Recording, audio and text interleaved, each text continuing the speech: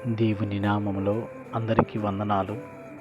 ఈరోజు దేవుని వాగ్దానం, భయపడకుము, నేను నీకు సహాయము చేసిదనని చెప్పొచ్చు, నీ కుడి చేతిని పట్టుకొనుచున్నాను.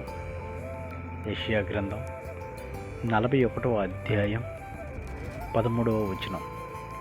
ప్రియ సహోదరి సహోదరులారా, ఈ ఉదయకాల సమయంలో నీ కోసం, నా కోసం, మనందరి కోసం యేసుక్రీస్తు మాట్లాడుచున్న మాట, భయపడకుము అని అధైర్యంగా ఉన్న మనకు ధైర్యాన్ని నింపటానికి ఈ ఉదయకాల సమయంలో మనతో సూటిగా మాట్లాడుచున్నాడు.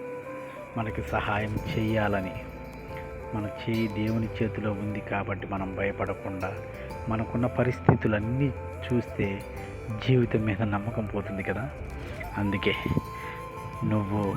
నేను కేవలం దేవుని వైపు మాత్రమే చూడాలి. అప్పుడే మనకి నెమ్మది, ధైర్యం కలుగుతుంది. కొద్ది కాలమే నీకు శ్రమ,